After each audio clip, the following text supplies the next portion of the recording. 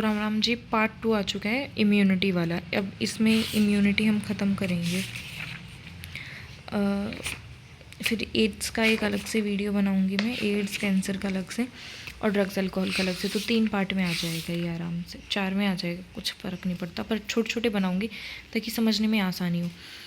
तो इम्यूनिटी वो है जिससे जो कि हमें मदद करता है कि इन्फेक्शन से लड़ने में। हमारा इम्यून सिस्टम जो है वो डिजीज़ कॉजिंग ऑर्गेनिज्म से हमें लड़ने में मदद करता है। तो इनेट इम्यूनिटी होती है और एक एक्वायर्ड इम्यूनिटी होता है। इनेट इम्यूनिटी जो नॉन स्पेसिफिक है, हमें बाय बर्थ मिली है, ठीक है। इम्यूनिटी क्या है? इनेट इम्यूनिटी है, नॉन स्पेसिफिक है, जो कि हमें मदद करती है डिफेंस के लिए। ये टाइम ऑफ बर्थ से रहती है, बर्थ के टाइम से रहती है। क्यों? मतलब मम्मी देती है हमें, मम्मी के अंदर से हम पैदा होते हैं, तो ये इनेट इम्यूनिटी हम लेके निकलते हैं, ठीक है। जिसमें फिजिकल होता है, फिजियोलॉजिकल होता है, सेलुलर होता है और साइटोकाइन होता है। फिजिकल जैसे हमारी स्किन बनी हुई होती है जब हम बाहर निकलते हैं, म्यूकस कोट एपिथेलियम लाइनिंग में, रेस्पिरेटरी में, गैस्ट्रोइंटेस्टाइनल में, यूरोजेनाइटल में। फिजिकल मतलब बाहर से स्किन हो गई और म्यूकस हो गया। म्यूकस कहाँ का होता है? रेस्पिरेटरी में होता है, गैस्ट्रोइंटेस्टाइनल में होता है, यूरोजेनाइटल में होता है, ठीक है। फिजियोलॉजी कुछ, फिजियोलॉजी मतलब अंदर का कुछ मामला होगा। तो फिजियोलॉजी मतलब एसिड स्टमक में, सलाइवा माउथ में, आइज में, टीयर, ठीक है। सेलुलर क्या है? सेलुलर मतलब सेल्स के लिए कुछ होगा।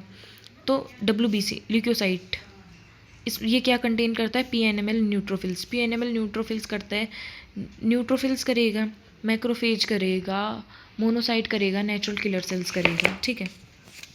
क्या करता है? Natural killer cell, monocyte, macrophage, ठीक है। ये फैगोसाइट करते हैं और डिस्ट्रॉय करते हैं माइक्रोब्स को। नॉन फैगोसाइटो की फैगोसाइटिक नॉन फैगोसाइटिक कौन सा है? Natural killer cell. याद रखना, कभी ऑप्शन में आ जाए नॉन फैगोसाइटिक कौन सा है, तो नेचुरल किलर सेल्स होते हैं, ठीक है।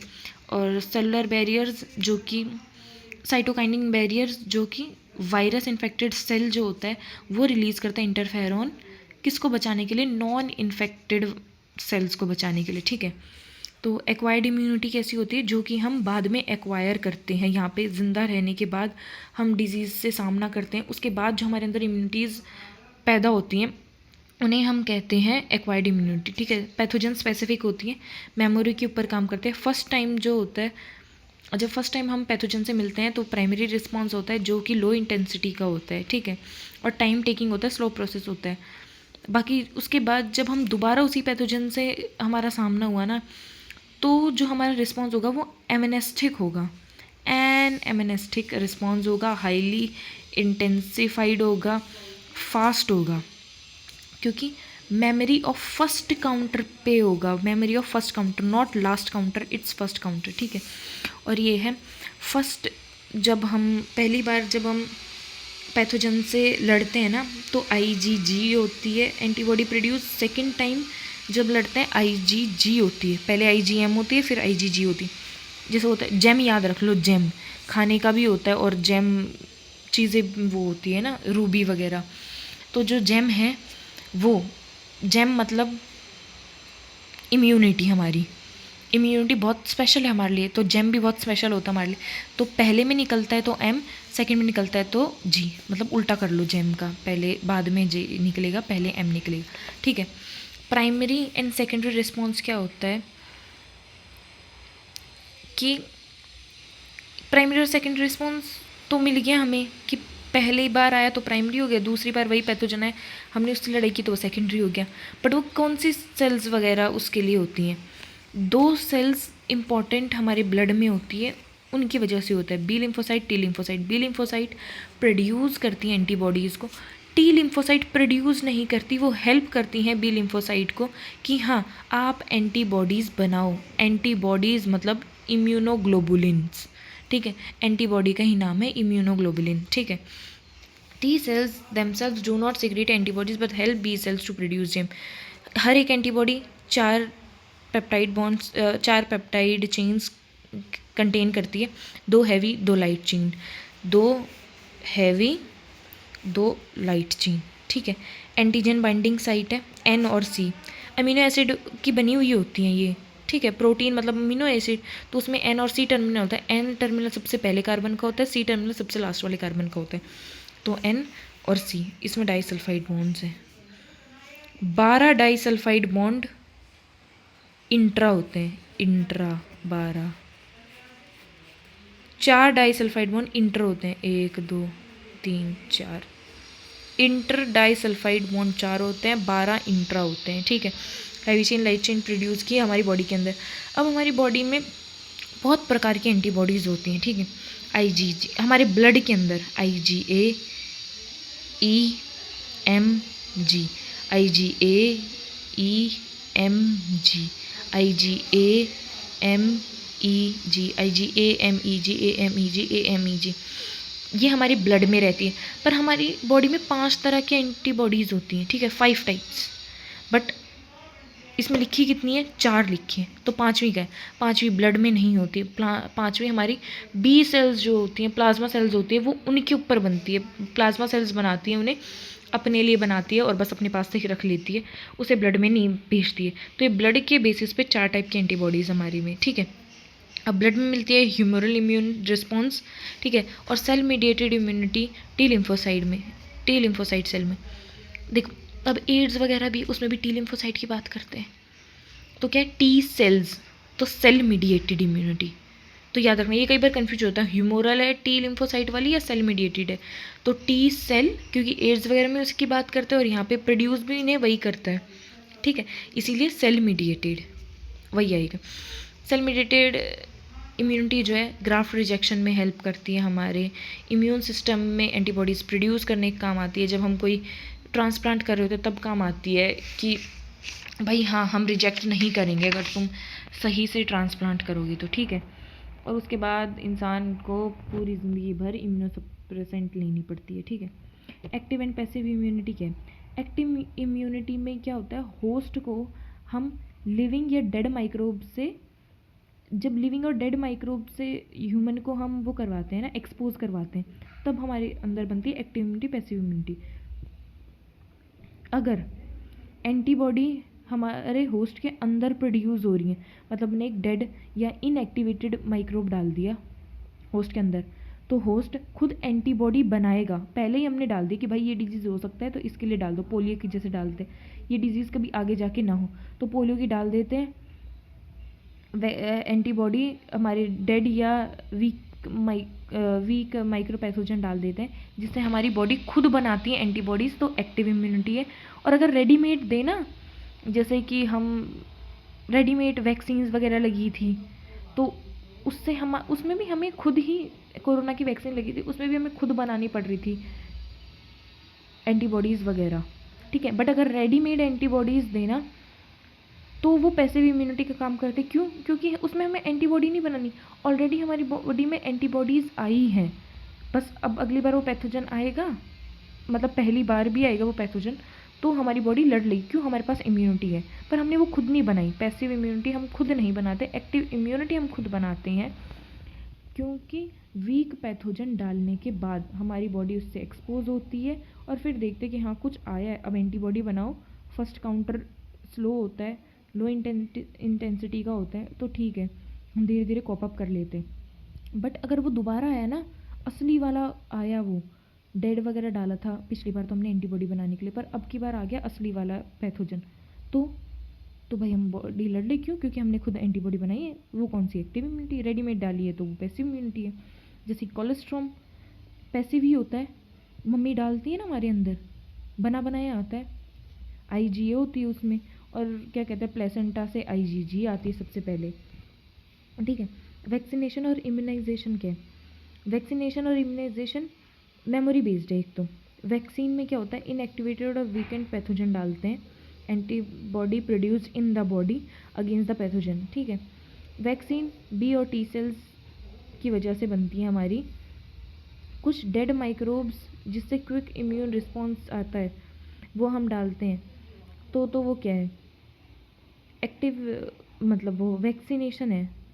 ठीक है, मतलब एक्टिव इम्यूनिटी का ही पार्ट है वैक्सीनेशन। क्यों? क्योंकि भाई हमने खुद बनाई है ना antibodies produce in the body, हमने खुद बनाई है इनएक्टिवेटेड और वीकेंड पैथोजन डाल के, तो हमारी बी और टी सेल्स ने हेल्प की है उसको और फिर हमने वो बनाया है। पर अगर कुछ डेड माइक्रोब्स वगैरह डालेंगे, जैसे कि टिटनेस का डाल दिया, स्नेक वेनम का डाल दिया, तो उसमें हम क्या करते हैं, डायरेक्टली इंजेक्ट करते हैं एंटीबॉडीज़ को। अब कुत्ते ने काट लिया, अब थोड़ी ना कि तुम वीक पैथोजन डालोगे, पहले एंटीबॉडी बनाएगा, उसके बाद टिटनेस का इलाज अपने आप हमारी बॉडी करेगी। नहीं, कुत्ते ने काटा है, सीधा टिटनेस का इंजेक्शन लगाओ, एंटी टॉक्सिन लगा दो, एंटी टिटनेस सिरम लगा दो, एंटी टिटनेस सिरम दे दो, ठीक है, ताकि वो हमारी जो बॉडी में पैथोजन फैले ना उसे ख़त्म कर दे। अब स्नेक वेनम, किसी ने सांप को काट लिया तो क्या करेंगे भाई, एक्टिव इम्यूनिटी प्रोड्यूस करवाते, एक काम करते हैं इसमें। क्यों भाई, क्यों करवाएं एक्टिव इम्यूनिटी प्रोड्यूस, ताकि वो मर जाए, हमें उसे बचाना है, तो पैसिव इम्यूनिटी का यूज़ करते हैं हम, ठीक है। RDNA टेक्नोलॉजी है, ये बैक्टीरिया यीस्ट में हमने प्रोड्यूस की थी और इससे हमने बनाई हेपेटाइटिस बी की वैक्सीन, जो कि यीस्ट से बनाते हैं हम, ठीक है। यीस्ट से हमने हेपेटाइटिस बी की वैक्सीन बनाई है RDNA टेक्नोलॉजी की वजह से, ठीक है। एलर्जी से पास्ट ईयर्स में एक भी क्वेश्चन नहीं आया है। पिंक विंक ना दिख रहा, उसमें पिंक दिख रहा है। तो ये एक एग्जीक्यूटिव मतलब धुआंधार रिस्पॉन्स होता है इम्यून सिस्टम का। जब ऐसे होता है ना, कोई जैसे हरियाणा वाले जानते होंगे, हरियाणा कोई बच्चे होंगे ना, बिरच जाना, मतलब बच्चे बिरच जाते हैं ना, बच्चे ऐसे धुआंधार तरीके से उन्हें लग जाता है, नहीं मतलब ये चाहिए तो चाहिए मम्मी, चाहिए तो चाहिए पापा, तो बिरच जाते हैं ना, तो उन्हें कंट्रोल करना मुश्किल होता है। ऐसे लेट जाएंगे और हाथ पाँव फैला देंगे, तुम उन्हें गोदी में पकड़ो, गोदी में से निकल लेंगे ऐसे हिल डुल के। तो वैसे ही जब हमारा इम्यून सिस्टम बिरच जाता है ना, तब एलर्जी वाला, जब एलर्जी के पोलन ग्रेन्स आ जाएं, पोलन्स आ जाए, मिस्ट आ जाए, डस्ट आ जाए, डेंडर आ जाए, तब हमारा इम्यून सिस्टम के जो सेल्स हैं ना, मैक्रोफेज, वो ऐसे ही बिरच जाती है कि बस ये क्या आ गया, इसे मारो मारो काटो। उसे मार भी नहीं पाती ना उसे काट पाती है, और ऊपर से रिस्पॉन्स उसका इतना ज़्यादा होता है ना, वो इतनी ज़्यादा एक्टिव हो जाती है, जिसकी वजह से हमें छींक पे छींक आती रहती है। इसीलिए एलर्जी का कोई भी इलाज नहीं है, उससे सिर्फ बचाव कर सकते हो तुम लोग, ठीक है। IgE टाइप की इम्यूनिटी होगी, IgE टाइप की एंटीबॉडीज़ बनेंगी। एग्जाम्पल है mist, dust, pollen, animal dander. Symptoms क्या हैं, sneezing, running nose, watery eyes, difficulty in breathing. Mainly उसमें होता है एक्सक्रीशन में सबसे ज़्यादा, एक्सपिरेशन में, इन्हेलेशन और एक्सपिरेशन में सबसे ज़्यादा वो होती है डिफ़िकल्टी, ठीक है। अब जो एलर्जी वो रिलीज़ किसकी वजह से हो रही है, हिस्टामिन, सीरोटोनिन, HS की वजह से एलर्जी HS, हिस्टामिन, सीरोटोनिन, ठीक है। और किसकी वजह से प्रिवेंट कर सकते हैं, anti histamine, adrenaline, non adrenaline, बस स्टेरॉइड्स भी वही आ गया, ठीक है। उसके बाद चिल्ड्रंस, ये क्यों फैल रहा है, क्योंकि बच्चे बहुत ज़्यादा प्रोटेक्टिव एनवायरनमेंट में रहते हैं। बच्चे, मम्मियाँ बोलते नहीं बेटा नीचे नहीं, पोछा लगाएंगे पहले, उसके बाद तुम नीचे उतरोगे, वरना मेरे बच्चे को गंदगी हो जाएगी ना, गंदा हाथ हो जाएंगे, गंदगी लग जाएगी, स्नीजिंग हो जाएगी, कफ हो जाएगा मेरे बच्चे को। इसलिए मम्मी पापा बहुत ज़्यादा प्रोटेक्टिव एनवायरनमेंट में रखते हैं, इसलिए बच्चों को एलर्जी ज़्यादा होती है। और हम जैसे बच्चे जो मिट्टी खाते थे, रेत खाते थे, उनको कुछ नहीं होता है, कोई एलर्जी नहीं होती है उनको। भाड़ में जाए एलर्जी, भाड़ में जाए पैथोजन, क्या होता है पैथोजन, नो बेटा हमें ये नहीं खाने हैं, गोलगप्पे, स्ट्रीट साइड के गोलगप्पे नहीं खाना है, अंकल के हाथ बहुत गंदे रहते हैं, और फिर वो जिस दिन खा ले, हालत ख़राब भाई साहब, बाड़ा के बीमार हो जाए, इतनी भुंडी तरीका थी। और एक हमें देखो, खाएंगे और कुछ नहीं होगा हमें। एक यूट्यूबर ने खाए थे ना गोलगप्पे, तो उसकी तबीयत ख़राब हो गई थी, क्यों, प्रोटेक्टिव इन्वायरमेंट में रहती है ना ज़्यादा, माँ बाप ने हाथों में रखा है, हमें हाथों में भी रखा है और उल्टा भी किया हाथ से, कि लो हमें सर के बल भी लटकाया उन्होंने हाथ में रख के ही हमें, कि तुम्हें भी स्ट्रगल आना चाहिए, तुम्हें कुछ नहीं होता भाई गोलगप्पे खाने से, बात साफ सीधी है। ऑटो इम्यूनिटी मेमोरी बेस्ड है, याद रखना, एक्वायर्ड है, मेमोरी बेस्ड और एक्वायर्ड इम्यूनिटी का पार्ट है ऑटो इम्यूनिटी, ठीक है। ये जब हमारे खुद के cells, body cells, foreign cells को डिफ्रेंशिएट नहीं कर पाते हैं, तब ये होता है ऑटो इम्यूनिटी का डिसऑर्डर। इसके क्यों हो सकता है? जेनेटिक रीजंस भी हो सकते हैं। और दूसरा कि बहुत हायर वर्टिब्रेट्स ना फॉरेन सेल्स को डिस्टिंग्विश कर सकते हैं, पर कई बार ये हो जाता है कि वो सेम सेम से लगता है ना, कुछ डिफेक्ट की वजह से वो सेम सेम से लगता है, तो इसलिए हम उन्हें डिफ्रेंशिएट नहीं कर पाते, इसलिए ये डिसऑर्डर हो जाता है। ठीक है, रूमेटॉइड अर्थराइटिस, मस्कुलर डिस्ट्रॉफी और विटिलिगो, ये तीनों एग्जांपल आए हुए हैं आपके PYQs में। Muscular dystrophy, vitiligo, rheumatoid arthritis, myasthenia Graves disease, multiple sclerosis, Hashimoto disease, pernicious anaemia, ये याद रख लेना। Rheumatoid arthritis, muscular dystrophy, vitiligo, myasthenia Graves disease, multiple sclerosis, pernicious anaemia, Hashimoto disease. Immune system एक बहुत अच्छा है हमारी बॉडी का, बहुत अच्छी मेन, मतलब बहुत हमें ज़रूरत है। लोग ये बोलते हैं हमें गर्लफ्रेंड की ज़रूरत है, भाड़ में जाए गर्लफ्रेंड, बेटा वो धोखा दे के चल जाते हैं। पर जिस दिन इम्यून सिस्टम ने तुम्हें धोखा दे दिया, उस दिन तुम परमात्मा के पास चली जाओगे, सीधा स्वर्ग से धार जाओगे, और कर्म अच्छे नहीं है तो नर्क से धार जाओगे तुम, डोंट वरी। तो इम्यून सिस्टम क्या है? इम्यून सिस्टम हमारी बॉडी का सेल्स, टिश्यूज़, ऑर्गन्स वगैरह को गैदर करता है, एंटीबॉडीज़ बनती हैं उसमें, इम्यून सिस्टम में। ठीक है, तो immune system major role play करता है। कोई एलर्जी हो गई उसके अगेंस्ट, कोई ऑटो इम्यून डिसऑर्डर हो गया उसके अगेंस्ट, ऑर्गन ट्रांसप्लांट कर रहे हैं उसके अगेंस्ट, तो मतलब हमें बचाता ही है हर चीज़ से। पर कई बार बचाने के चक्कर में वो हमें ख़राब करती है, जैसे एलर्जी में बचाना चाहता था पर उससे कुछ हो नहीं पाया, तो सिम्टम्स इतने ज़्यादा हो गए, उसके प्रोडक्शन इतना ज़्यादा हो गया नंबर का कि हमारी तबीयत ही ख़राब हो जाती है उसमें। लिम्फॉइड ऑर्गन होता है प्राइमरी और सेकेंडरी। लिम्फॉइड ऑर्गन क्या होते हैं? जहाँ पे ओरिजिन हो या मैच्योरेशन हो लिम्फोसाइट्स का। ठीक है, तो primary lymphoid organ bone marrow और थाइमस प्राइमरी लिम्फॉइड ऑर्गन है, जो कि माइक्रो इन्वायरमेंट प्रोवाइड करता है टी लिम्फोसाइट्स को। ठीक है, तो bone marrow and thymus immature lymphocyte को मैच्योर करता है, और टी लिम्फोसाइट डिफ्रेंशिएट करता है, जो कि मैच्योर सेल्स है ना, उनमें से कोई डिफेक्टेड तो नहीं आ गई, तो उनको पैथोजन के साथ क्या करवाता है, पैथोजन के साथ लड़वाता है, और फिर देखता है कि जिसका भी वो काम नहीं किया ना, जिसने भी काम नहीं किया उसको हटा देता है, बोलता है कि ये ख़राब है, ये ढंग से मैच्योर नहीं हुई है, तो उसे स्प्लीन में भेज देता है सीधा। तो bone marrow thymus immature lymphocyte को डिफ्रेंशिएट करते हैं into antigen sensitive.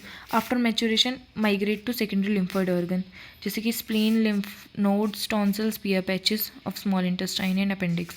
Spleen, lymph node, tonsils, spear patches. Spleen, lymph node, tonsils, spear patches. Spleen, lymph nodes, tonsils, spear patches. ठीक है, second lymphoid organ provide interaction with antigen. ठीक है, जिसके बाद वो इफेक्टर सेल बन जाते हैं। Bone marrow is the main lymphoid organ, जहाँ पे all blood cells including lymphocyte produce. Bone marrow में सभी सेल्स प्रोड्यूस होती हैं, लिम्फोसाइट भी और बाकी ब्लड सेल्स भी। थाइमस लार्ज होता है हमारी बर्थ के टाइम पे, प्यूबर्टी के टाइम पे वो डिसइंटीग्रेट होना चालू होता है, डिसग्रेड होना चालू होता है, और रिड्यूस हो जाता है जब हम बुढ़ापे में आ जाएं। Bone marrow and thymus provide micro environment for development and maturation of T lymphocyte. ठीक है, बोन मैरो और थाइमस प्रोड्यूस करता है माइक्रो इन्वायरमेंट, डेवलपमेंट और maturation of T lymphocyte. Spleen contain करता है लिम्फोसाइट को और फैगोसाइट को, जो कि फिल्टर करता है blood by trapping blood borne micro organisms. Spleen lymphocytosis और फैगोसाइटोसिस करता है, act as filter by blood and trapping blood-borne microorganism. Spleen reservoir of erythrocytes है। लिम्फ नोड ट्रैप करते हैं माइक्रो ऑर्गेनिज्म और अदर एंटीजन्स को। Lymph and tissue fluid, activation of lymphocyte cause immune system response. MALT 50% of tissues contain